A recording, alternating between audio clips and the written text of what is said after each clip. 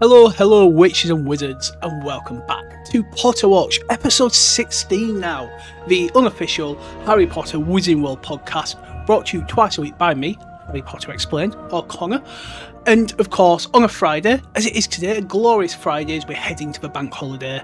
Unfortunately, I am working Saturday, but I still get a 2-day weekend, so no complaint from me. We are here to review another chapter of the Harry Potter books. Obviously, we're still on Philosopher's Stone, as we're on week 8, episode 16. We are on chapter 8, The Potions Master. Last time out, we reviewed and looked into the magic and delved in deep to chapter 7, Sorting Hat. Obviously, Harry gets sorted. He meets some very key characters, Neil Headless Nick, Percy's formally introduced to, Dumbledore at the front, Snape, Quirrell, McGonagall, and of course, the Sorting Hat himself. This time out, we're getting a glimpse into Harry's sort of first week at Hogwarts, all these classes, how he finds the school, how people perceive him, and of course, the Potions Master himself, Severus Snape. Lots of fun things to talk about, lots of things to delve in deep to. Again, I love hearing your thoughts on it down below. Obviously, last time out, Bjorn commented about how the Half-Blood Prince was spoiled for him by his older sister with Snape killing Dumbledore, which is what a sad, heartbreaking. You know, you can't take it back, you can't rewind and be like, no, I didn't hear that. Once you've heard it, you have heard it. So yes, leave me your comments on your thoughts on this, and of course, if you haven't checked out Wednesday's episode, we looked at the news about the recasting of Ginny Weasley for a Harry Potter TV show, and we did a little quiz. And of course, next week we're going to be looking at the 5 worst Harry Potter theories. We've already had a few commented. Get yours in on that video. We'll see if it makes it. And of course, like, subscribe, check out the main channel as we're closing on 1.5k. Thank you all so much for support on there at the moment. We're getting a lot of subs. And I'm putting a lot of work in, so it's nice to see that work is paying off. So yeah, just thank you all. And yeah, let's just jump into Harry Potter and Philosopher's Stone, Chapter 8, The Potions Master. So, the chapter starts out with Harry's first day, and we start out with some speech. So there, look, where? Next to the Tolkien with the red hair, wearing the glasses. Did you see his face? Did you see his scar? Whispers followed Harry from the moment he left his dormitory next day.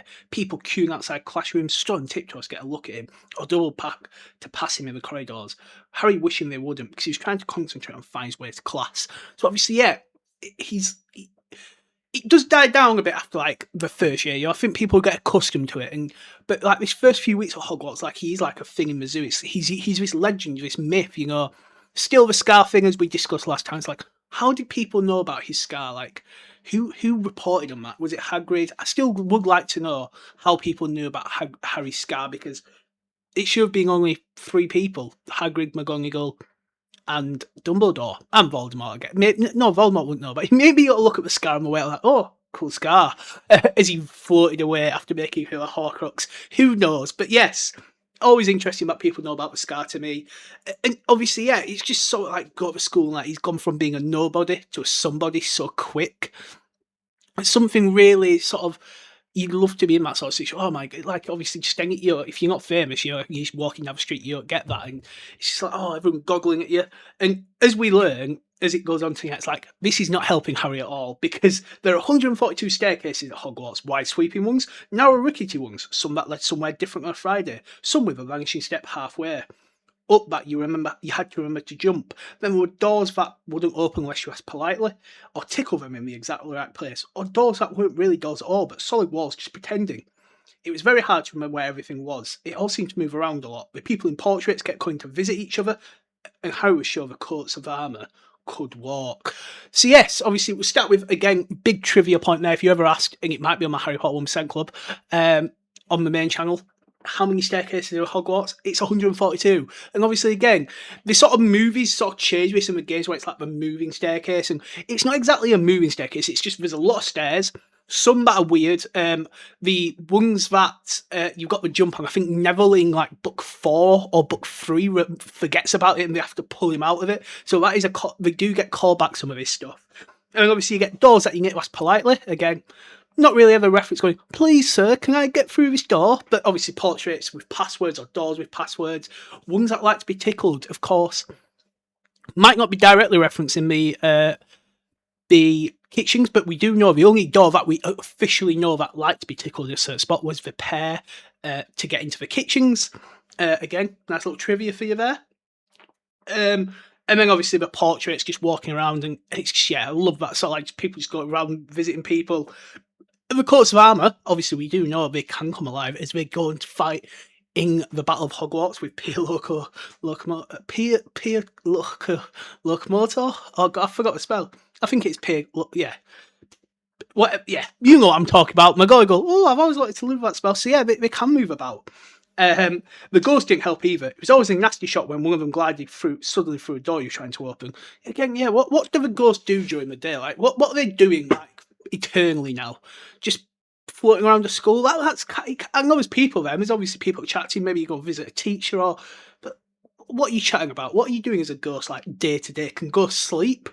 So much to know. Like, does Neil the Headless Snake got sleep at night? Can he sleep, or is he just eternally awake going, oh, what do we do now? Just 24 hours a day, you know. But obviously we hear that Neil Higglesnick was always happy to point Gryffindors in the right direction, but Peeves, the poltergeist, so he's not a ghost, he's a poltergeist, was worth 2 locked doors and a trip staircase if you met him when you were late for class. He would drop waste paper baskets on your head, pull rugs from under your feet, pelt you with bits of chalk, or sneak up behind you, invisible, so Peeves can turn invisible. I don't think any of your ghosts can turn invisible. Grab your nose and screech, "Got you, conk!" And yeah, Peeves obviously in these first like 3 or 4, he's like a proper pain in the ass. Like at any point, Harry's like sneaking out. Obviously, we'll get into this later on when he's going out for a midnight duel. Peeves is a pain in the ass. Bit not too much of a pain in the backside in Chamber outside, causing Myrtle to cry at the Death Day party. Prisoner, obviously, Waddy spell. And then Goblet, he's a pain when Harry drops his golden egg while invisible, and Snape and Crouch and who's moody turn up. But yeah, I feel like in this book particularly, Peeves just pops up all the time. It's like just doing the most annoying thing. And yeah, I've never even thought about that. Yeah, turning up invisible. Interesting how a poltergeist can be turn invisible, and not ghost. But obviously as well, it's interesting again that sort of differentiation between ghost and poltergeist, as he can pick stuff up. Obviously he can drop waste paper baskets, he can put your head through, pull rugs, and just a lot of it, throw chalk. It's like, so what sort of form, how can he interact with this stuff? He can turn invisible like a poltergeist. Again, this is probably more for when I start looking into the real history of Harry Potter. Again, just plug in my main channel, it's got to be something coming. It'll be a fun little project. But it's interesting in that sense of, well, so how does a poltergeist sort of interact with this stuff that can be invisible and go through walls, stuff like that? It's all very interesting. Can we turn solid for a few seconds? Yeah, what goes on? Even worse than Peeves, if that was possible, was the caretaker, Argus Filch. Harry and Ron managed to get on his wrong side their very first morning. Filch found them trying to force through a door, which unluckily turned out to be the entrance of the outer-bound corridor, the one where you go, if you go on, you die a painful death. And obviously, there's the theories about Filch being a poltergeist by Super Carlin Brothers, and I know one of my great viewers commented about this yesterday, saying it's not one I like, but he does. And it's like, yeah, we've had caretakers before. Again, going off a bit of a tangent.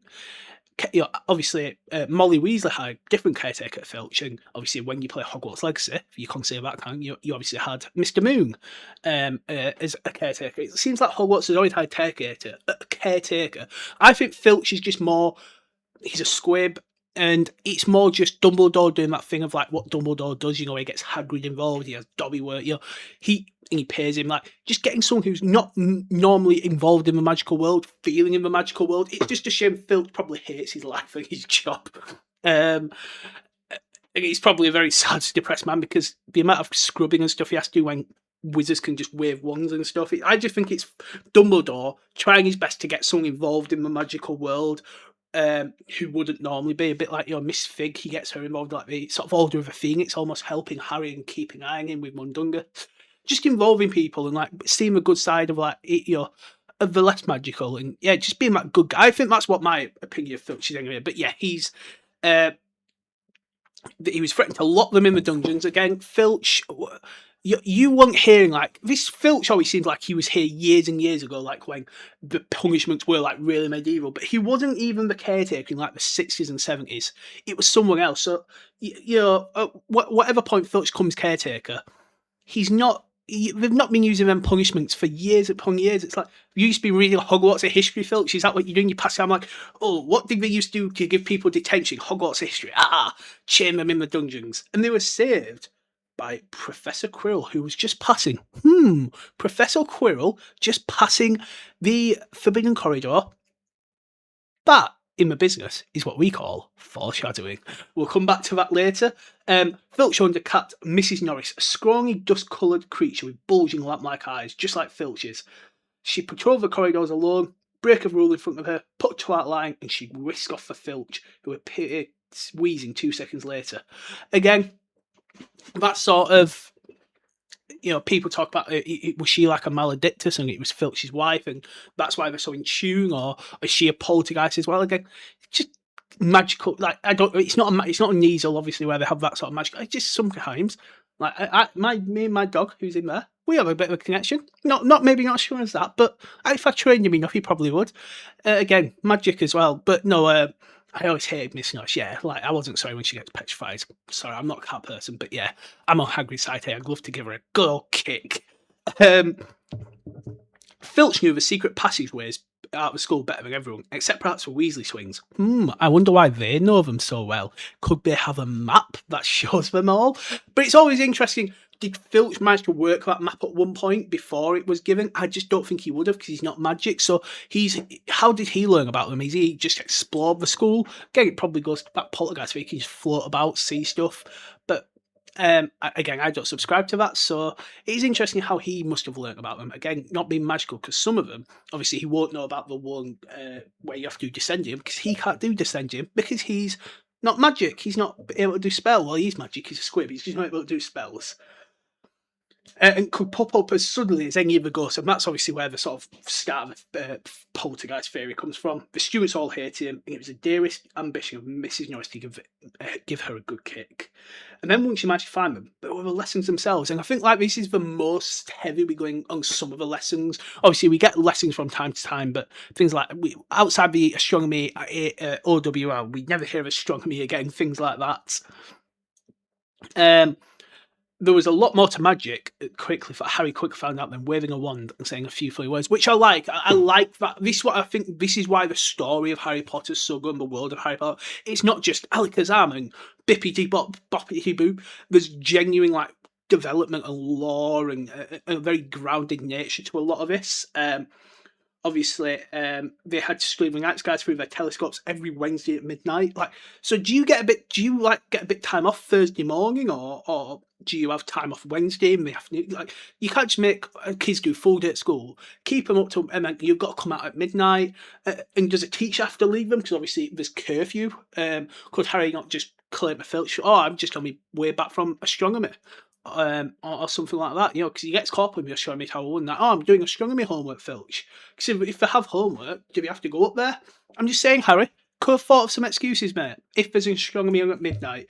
But it's never really mentioned again, like, Harry was tired the next morning, he had astronomy until 2 o'clock in the morning, or, because you think that'd be something when we're at breakfast after astronomy on a Thursday, they'd be knackered, wouldn't they?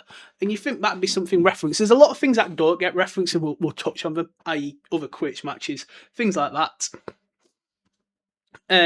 Learn the names of different stars and movement of planets. 3 times a week, they went out to the greenhouses behind the castle to study herbology. And this is Professor Sprout's, like, only words. And obviously, I'm a big Harry Potter gamer, and in the first sort of, like, PS1 Harry Potter game, Professor Sprout looks very different.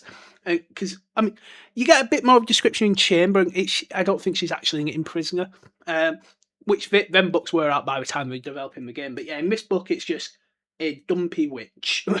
That's all it is. A dumpy little witch, Professor Sprout, where they learn to take care of strange plants, fungi that they found, and what they found the uses for. Again, pretty basic stuff for, like, first year, I'm guessing. Obviously, if Mandrake's is second, I don't know. They don't really ever go into it. Obviously, the only other time they would go to herbology, I believe they skip it. Or do we rush down after herbology to see Norbert getting bored? One of the two. When we get to it, we will read that part. And then obviously, straight off the bat, somehow the history of magic, which seems to me, obviously, I loved history at school, and the history of magic should be the most interesting lesson. I feel like the founders and just the lore of magic and everything like that. Bit probably like what maybe magical theory is more about, rather than this, because Professor, again, a teacher can make or break a class. Obviously, we've all been at school. We've probably enjoyed one class, and then the next year we've hated it because of a teacher. Same at university, like a lecture one week, oh, it's amazing, and then the next week you get something really boring. That's this year maybe it's the teacher and the subject matter. And Professor Bings, obviously, who had been very old indeed when he'd fallen asleep in front of a staff room fire and got up the next morning to teach, leaving his body behind him. It's just a fascinating. Like, obviously, he's been dead so long because he's a ghost in Hogwarts legacy. So he's being at school, and he's just sure like Dumbledore's like, mate, do you want to just become a house ghost or something? Like, does he not really care about history? Because obviously we learn how Dumbledore knows like the value of some subjects and the invaluable of others. But he could make this subject valuable. I feel like history and magic for Harry especially might be pretty useful. To learn about the history of stuff. To help him with his battle that's going to be against Voldemort. It might have been better to have a non-drawing dead teacher teach this class. You just care about they scribbled down dates and got Emmerich the Evil and Eric the Oddball mixed up, which I don't know how. So Emmerich the Evil was a man who once held the Elder Wand, and he's also a wizard card. He was just an evil bastard, but he was one of the first guys who had the Elder Wand, got killed in a duel for it. And Eric the Oddball was just a crazy guy who lived with a jellyfish on his head, and he died. Just a crazy guy. Obviously, he's a wizard card in the early Potter games. But that sounds more interesting. I mean, even when that sounds interesting, it just must be the way Professor Bings teaches it. I don't think the way they always make out history and magic, it should be interesting. Especially like I just think learning the history of you. Obviously, I loved history at school, and maybe that's why I'm biased. Maybe some people didn't like history, and they were like, "Oh, who gives a crap about what happened in ancient Greece or Rome or obviously World War II, things like that." But I loved it, and I still do now. I love history, but I feel like the history of magic should be, just amazing. It's not. They obviously had Professor Flitwick, the charms teacher, was a tiny little wizard who had to stand on a pile of books, and when he read Harry's name out, he gave an excited squeak. Professor McGonagall was again different. I'd been quite right to think she was a teacher not to cross. Strict and clever. She gave them a talking to the moment they sat down. Transfiguration is some of the most complex and dangerous magic you will learn at Hogwarts. Anyone messing around in my class will leave and not come back. You have been warned. It's like, but would you just get kicked out of school? Because it's like, it seems like transfiguration is like a core subject. I mean, all the ones you do in first year are like your core subject. So, interestingly, I'm surprised astronomy is a core subject. I'm going to be honest. I'd have put, obviously, because in school, obviously, your core subjects were maths, English, science. I mean, they were the main three, weren't they? Like everything else, like afterwards, you got to sort of pick, but you couldn't drop. So like up until year 9, you didn't have to then take like history after year 9, which is like third year. So obviously, it's a bit interesting. Like, these are like, they have like herbology. So my core subjects would be DA, potions, charms, transfiguration, herbology. They'd be my 5. And then, if you want to do history and magic, if you want to do astronomy, cool. But they'd be my sort of like 5 core subjects. And then, you get to pick if you want to do astronomy after third year. But it's like a core subject there. So is history and magic. So they have like 7 core subjects. I'd have dropped them 2, to be honest. If I was in charge of education, I'd be dropping them. That's what I'd say. But I don't think you can be kicked out of a core subject and not come back. I don't think that's how it works. She then changed her desk into a pig and back again. It's like, oh, that's cool. That is impressive. But so does the pig just die? Is it sentient? Transfiguration has, again, the sort of magical world just opens up so many more questions. Like, is that pig sentient for like the 4 seconds it's alive? What happens to it? Is your table smelling of bacon now? I want to know. So after making a lot of complicated notes, they were each given a match and tried to turn it into a needle, which again, that sort of thing of starting basic, matching a needle, quite similar in sort of shape and size and length, obviously different materials, and Hermione was the only one who made any difference to her match. It had gone all silver and pointy and gave Hermione a rare smile. Oh. And the class everyone who'd been looking forward to was Defence Against Dark Arts, because it should be. And it's so sad that, like, out of the 6 years it's taught, half of it is just a joke. Literally, this is the only time you get to hear about Professor Quirrell's class in the entire book. After this, it's like, yeah, who cares about Defence Against Dark Arts? Because it was a bit of a joke. His classroom smelled strongly of garlic, which everyone said was to ward off a vampire he met in Romania. I was afraid we'll be coming back to get him one of these days. I love how, like, surely the teachers must have questioned. I think I said this last time about the turban. Like, surely the teachers are questioning Dumbledore about it. It's like, yeah, have you heard this guy's classroom just stinks? He's worried about a vampire and his teaching's become a bit rubbish. And also, why is his teaching become rubbish? Because he was obviously a good teacher with Muggle studies, and he's got. Surely, I know he's got Voldemort made, but it's not Barty Crouch Jr. teaching blooming good stuff. Like, it could blow your cover. That's why Barty Crouch Jr.'s movie had to do, like, a brilliant job. This guy's like, oh, I don't know. Because, yeah, he told them about the turban and be giving off African prince as a thank you for getting rid of a troublesome zombie. And sometimes, I think that I can do vampires, I can do werewolf. I think zombies is where I cross the line in Harry Potter. Zombies should not be a Harry Potter thing. Is like an inferior? What is a zombie? Is it an inferior in that Harry Potter world? That's the closest you sort of come later on. But then obviously, I just don't think classic zombies in Harry Potter should be a thing. No. So maybe he's just bullshitting, because obviously he didn't get it from an African prince. He's just put it on. I wonder where he did get it from. I wonder if it was Voldemort's idea as well. Like, Master, how will we hide you? I don't know. Buy a turban, but I'm not a Sikh. Quirrell, I don't care. Buy a turban. No one will question you. I'm pretty sure they will. It's a purple turban. I'm going to stand out like a soft one. Quirrell, we need to hide my head. Buy a turban now. So yeah. He went. Seamus Figuring asked eagerly how he fought the zombie. Quirrell couldn't think of an answer. He's not very good at this, is he? Like, Voldemort's thinking, oh, for God's sake, Quirrell, you are useless, mate. Why won't I be back on your head? He went pick and started talking about the weather. For another, he'd noticed the funny smell hung around the turban. And that's just Voldemort. Like, do you think like Voldemort's face is just getting all sweaty under there? It must cause a right stink being under there all the time. Does Quirrell get like to shower him and just go? It's just the fascination of a life with Voldemort and Quirrell. That's a show I want. A day in the life of Voldemort Quirrell. The Weasley twins insisted about stuff full of garlic as well, so Quirrell was protected wherever he went. Harry was very relieved to find out he wasn't miles behind everyone else. Lots of people come from Muggle families and hadn't any idea they were witching wizards. There was so much to learn. Even like people like Ron didn't have much of a head start. I told you, Ron, you're not very good. You couldn't even do that spell, that Sunshine Daisies buttermilk smell. So you were giving it Billy Big Box. I'm going to be like, oh, you'll catch up soon enough. You're as shit as Harry, Ron. God.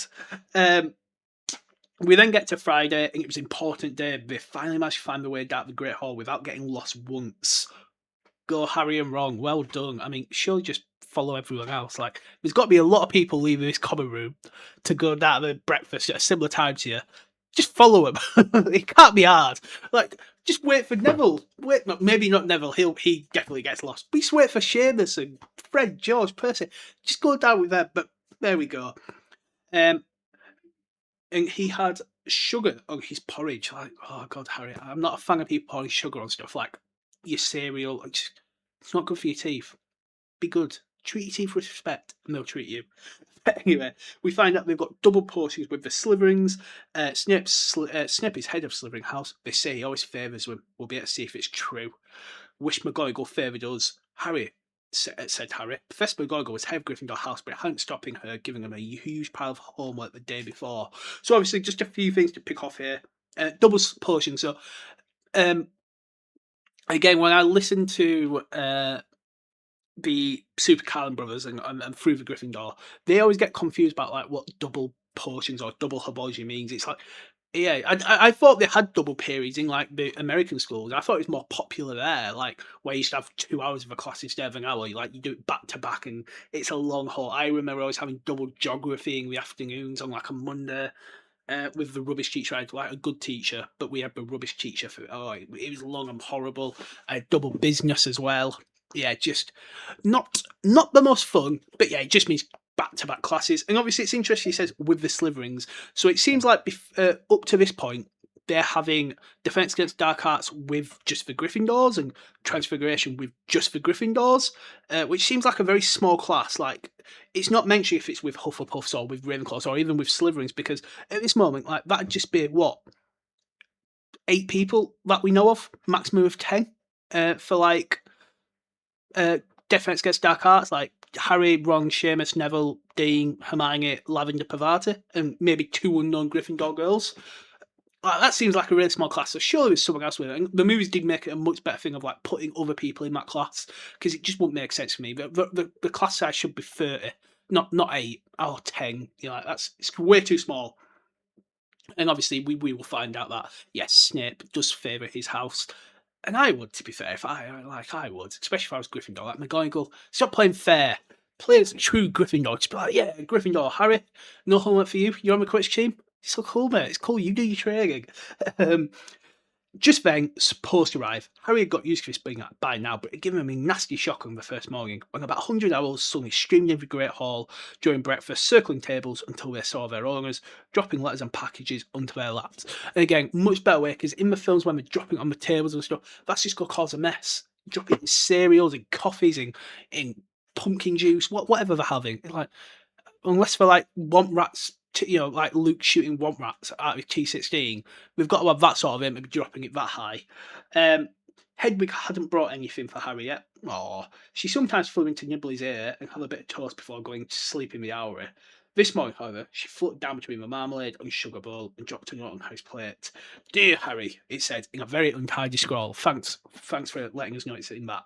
"I know you get Friday afternoons off, so would you like to come have a cup of tea with me around 3? I want to hear about your first week." And it's from Hagrid. Harry borrowed Ron's quill. "Yes, please. See you later."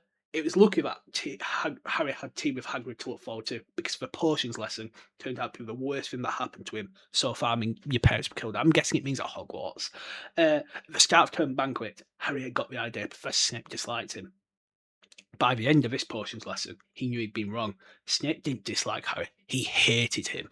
And it's just like, we're going to talk a bit more about it, but it's just so sad that, like, yeah, Snape has just this horrible grudge and because of James, but then he's got Lily's eyes. It's this confusion. That probably makes him more angry. It's like, but also he's just horrible to everyone, really. Neville is horrible to, obviously again because there's a thing of, oh well, he could be the chosen one. Why did you choose him? And then Lily's alive, and like, it's your fault. Why aren't you the chosen one? It's probably why he hates him that much there. So it's all very interesting to think about. But we get into it. Potions lesson took down in one of the dungeons. It was again. It is interesting that they have a dungeons at a school. I know it's a castle, and most castles have dungeons, but why is there a dungeon?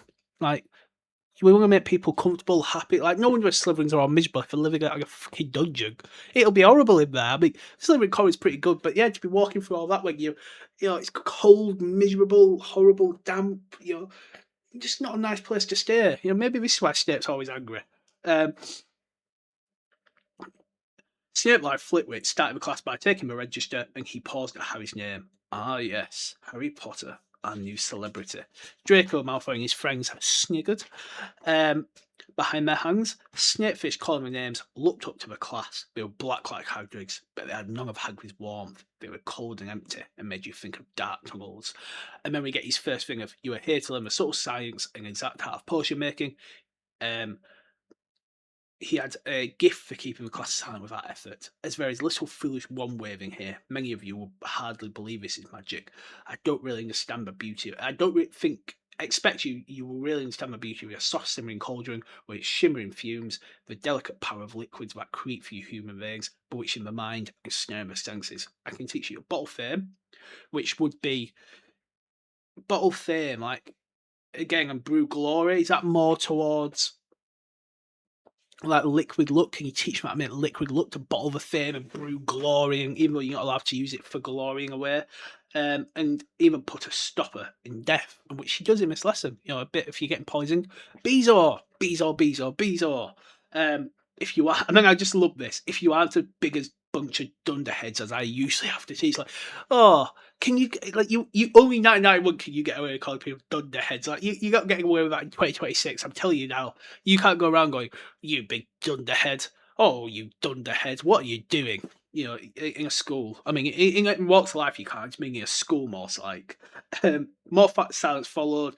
Harry and Ron exchanged looks with raised eyebrows. Hermione was on the edge of her seat, desperate to proving she wasn't a dunderhead. And don't worry, Hermione. Snape will probably think you're a dunderhead or a know-it-all for the next few years, but you're not a dunderhead. Don't you worry. Then, this is where the important part comes in. Potter, says Snape suddenly, what would I get if I added powdered root of asphodel to an infusion of wormwood?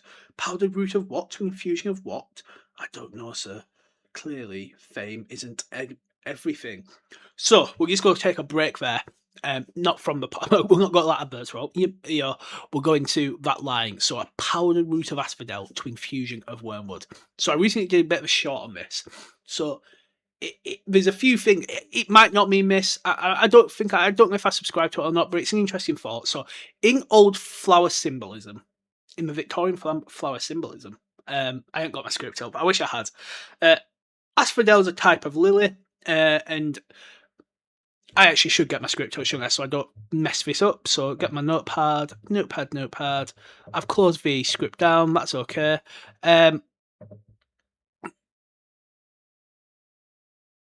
No, that's not it.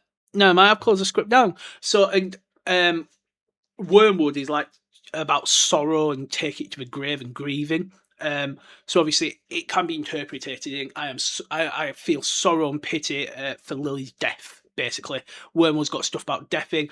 And I'm also interesting. There's a little short on my channel where I've got an actual script. So if you want to see the better explanation, it's there. But also in ancient Greece, wormwood was used as an absinthe. Being burnt to use absinthe as a pledge to the gods to make like an unbreakable vow or an oath. And obviously, Snape's not taking an unbreakable vow, but he has taken an oath to protect Harry to Dumbledore. So again, it could be about I'm sorry about Lily's death, and obviously there's wormwood. I'm like to protect you on all that jazz. So again, make what you think of it. If you agree, if you don't, let me know down below. He then asks, where would you find a Beezor if I asked? And obviously, this is proper real life. Obviously, it's a really interesting one. This so a Beezor was like a real thing. People used to try and do save from poison. In the Potter world, it does work. It's a genuine thing. But like the first use was like a guy. I think he was like a cook who stole some food or something, and he was going to be put to death. And the guy's like, okay, let's do an experiment on you. We'll feed you some poison, shove a Beezor down your throat. If you survive, you're free to go. If you die, you die because you've been sentenced to death anyway. And he agreed, but he died. The Beezor did not work. But in Harry Potter, it does. Again, Hermione stretched her hand high in the air as it would go without leaving a seat. But Harry didn't have a faintest idea what a Beezor was. Thought you wouldn't open a book before coming here, Potter. He had looked through his books at the Dursleys, but did Snape expect him to remember everything in 1,000 magical herbs and fungi? And then finally, what is the difference, Potter, between Monkswood and Wolfsbane? And like at this point, it is obviously just bullying at this point, like being a dick. Fair enough the first line, but now you're just being a dick. Like, this is his first potions lesson. Why are you asking Harry? Like, you are just being a knob. Hermione's there, ask her. And that's what Harry says. I don't know. I think Hermione does though. Why don't you try her? And like for a first class, like an 11-year-old in this sort of new school, I know maybe he does think, I'm a bit of I could probably get away with this. I'm a bit of a celebrity, yada yada. But he is like, maybe ask her. Leave me alone. And this does not go well. A few people laughed. Harry caught Seamus's eye, and Seamus winked. Snape, however, was not pleased. Sit down, he snapped at Hermione. For your information, Potter, asphodel and wormwood make a sleeping draught so powerful it's known as the draught of living death. Again, bit of linkage to death. A Beezor is a stone taken from a stalk of a gummet and will save from most poisons. Monkshood and Wolfsbane are the same plant, which goes by the name of aconite. Well, why aren't you all copying this down? Because Snape's like, oh god, this guy's had me. He's embarrassed me in front of the whole class here. And Snape said a point will be taken from Gryffindor for your cheat, Potter. A point does seem a bit like low. Again, we talked a bit about this in the house point sort of last week. 1 point and 2 points, but it does seem to be a point and 2 points, and then like you get a few points here. Yeah. But going forward in like book 2 onwards, it's like 5, 10, 5, 10, 15, 20 points rather than just 1 point for getting stuff right.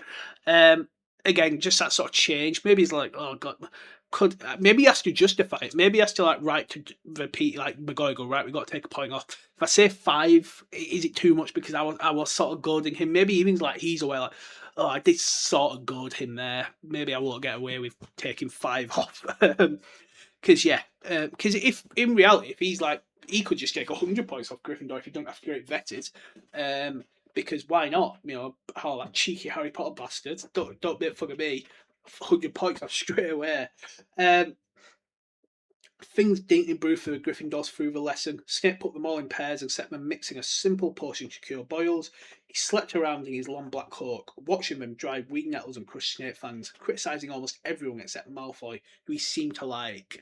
And obviously we do know there, that Lucius and Snape are old sort of school friends who were Death Eaters together. It is interesting, he sort of still reveres Malfoy and likes him or even likes Lucius. Again, maybe it has to, that sort of double agent thing. He's sort of more almost betraying, but you think Lucius, who tries to portray that he's an innocent guy, but he must be under the impression of, because he'll have heard the testimony from Dumbledore about how Snape turned ally, an agent for them. Surely be oh, that Snape backstabbed us, and probably is interested in that. He thinks Snape is like a friend, or maybe Lucius also thinks, oh, Snape's doing what I did, sort of thing, just hiding a mask. Maybe that's it. Interesting though that. He was just telling everyone how to look for a perfect Malfoy stew his horn slugs. Again, Malfoy does seem to be very good at potions. Obviously, he seems pretty good at school, and he gets a lot of OWLs. He's quite a smart guy, and obviously, he gets an outstanding at potions. Maybe Snape helped him along the way, or maybe some of the stuff. Who knows? But he does seem to be he was doing something perfect here. Snape's probably not just saying it because he does go on to get outstanding. But as he was doing that, Neville had somehow managed to melt Seamus's cauldron into a twisted blob, and their potion was seeping across the stone floor, burning holes in people's shoes. Within seconds, the whole class were standing on their stools, while Neville, who'd been drenched in the potion, when the cauldron collapsed, moaned in pain as angry red boils sprang up all over his arms and legs. And Snape just goes there, idiot boy! Again, I don't think, as a teacher, I just got, idiot boy, you fucking idiot. Oh, you hot, stupid little rat. Again, that sort of hatred coming out, maybe again linked to the sort of, oh, you should be the chosen one. It should be, Lily should be alive, and it should be you who got chosen. Who knows? But yeah, holes getting burning shoes. Ouch. Does it hurt the feet, or does the socks, do we get them repaired? Do we all have multiple sets of shoes? Have they getting billed or what? Yeah. But yeah, he calls him an idiot boy, clearing the spilled potion away with one wave of his wand. I suppose you added a porcupine kills before taking the cauldron off the fire. Neville whimpered as boils started to pop up all over his nose. Take him to the hospital wing. He spat at Seamus, just spitting at everyone. He then rounded on Harry. Of course he did, who had been working next to Neville, and basically blamed him. You, Potter, why didn't you tell him not to have the quills? Thought it'd make you look good if he got it wrong, did you? That's another point you lost for Gryffindor. Again, if he has to justify this, he must be lying, because that surely doesn't allow that point to be taken off. You can't take a point off for that. Maybe that's why he's doing just points, because he knows he can't take any more off. Because that is just complete BS, isn't it? He even knows it. He'll know it as well. But there we go. This was so unfair. Harry opened his mouth to argue, but Ron kicked him. Don't push it. I've heard Snape can turn very nasty. Really? He's not nasty already, is he? Bloody hell, I'd hate to see him when he's nasty. Harry's mind was racing, his spirits were low. He'd lost 2 points for Gryffindor in his first week. Why did Snape hate him so much? Honestly, Harry, 2 points is bugger all. You go lose 50 later on, and then getting extra 5. Harry's net positive is probably about plus 20 over the school year. With Gryffindor, he loses 50, he gains 60, he gains 5 for defeating the troll. He probably gains a few for the Quidditch as well, so maybe it's a bit higher. But yeah, don't be too downbeat yet, mate. The worst is yet to come. Ron's cheer up. Snape's always taking points off friend George. Can I come meet Hagrid with you? Whoa, Ron. Whoa. Don't, get some new friends. This is me and Hagrid's special time. Don't just invite yourself. Hagrid's going to be why have you brought him? It's me and you special time. Not implied Hagrid's a nonce, but, could be. Anyway, at 5-3, they left the castle and made their way across the grounds. Hagrid lived in a small wooden house on the edge of the Forbidden Forest. A crossbow and a pair of galoshes were outside the front door. When Harry knocked, they heard a frantic scrabbling and several booming barks. Back, fam, back! Hagrid's big hairy face appeared. A lovely description. Big hairy face. There was only one room inside. Hams and pheasants were hanging from the ceiling. A copper kettle was boiling in the open fire. In the corner stood a massive bed with a patchwork quilt over it. Make yourself at home. All right, mate. This one tiny room with your massive bed. It's always interesting to see like Hagrid's house, like in the first two films. And just he makes do with some good space. But why is the biggest guy living in the tiniest place? Absolutely nonsense, if you ask me. Does Filch live in the castle? Yeah, does Filch have a little thing? In Hogwarts Legacy, like Mr. Moon lives in like a little thing next to the festival. So it's like, is this how he lives? Poor Mr. Moon. He then lets go of Fang, who bounds straight at Ron and set to lick his ears. Like Hagrid, Fang was cleaning up his face as he looked. I love that. I just love that. So I'd love to pet him. I mean, the dog we got the more. He's just Luca. He's amazing. Anyway, this is wrong, Harry told Hagrid, who was pouring boiling water. Another Weasley, eh? Well, yeah, we met, it's not just for ginger hair. I had my name read out at the sorting ceremony. Spent half my life chasing your twin brothers away from the forest. Wrong, Hagrid. You are not 6 years old. You were not 6 years old. You're 60. You've spent a 12th of your life. Not 12th, a 20th of your life, I beg your pardon, trying to chase him away. And then, who was pouring boiling water, another Weasley. The rock cakes almost broke their teeth. So, rock cakes, they shouldn't be like rocks. There are things called rock cakes, but they shouldn't be as hard as rocks, where they always break your teeth. But again, Hagrid can cook sometimes, but when the story doesn't want him to, he makes hard rock cakes, but then he'll make some lovely food, and then he makes some crap food. It just depends what movie author's in, I'm guessing. They told Hagrid all about their first lesson. Fang's resting on Harry's knee and drooled all. Oh, God. Them poor house elves trying to get that out. Harry and Ron were delighted when Hagrid called Filch that old git. And as for that cat, I'd like to introduce her to Fang sometime. Like Fang's a little pussycat though, so would he do anything? Hagrid, would he? And then, interestingly here, can't get rid of her. Filch puts her up to it. So Mrs. Norris follows him all around the school. It's like, why does Filch put him up to it? Is it, and why does he not trust Hagrid? Is it because he's aware, obviously, of what's happened in the past? He's like, oh, he might be opening the Chamber of Secrets, and I'm a squib. Interestingly, what happens next year? Just saying, I wonder why. Like, he does. Cause they're quite similar in a way. Hagrid can do a bit of magic. Maybe that's why he can do a bit of magic and not before. He's like, oh, he's a bit better than me, this guy. I've got to knock him down a peg or two. Harry told Hagrid about Snape's lesson. Hagrid, like Ron, told Harry not to worry about Snape. He had like any of his students. We know why he's in the job, but he must have a shit life as well. Like, what if you look like kids? Why are you working at school? But he seemed to really hate me. Rubbish, said Hagrid. Why should he? Yet Harry couldn't help thinking Hagrid didn't quite meet his eyes. I wonder why. And obviously we're going to learn about Snape and Harry's father and, how they didn't get on at school. And there was a few few things going on there, which wasn't great, etc., etc. But so again, foreshadowing.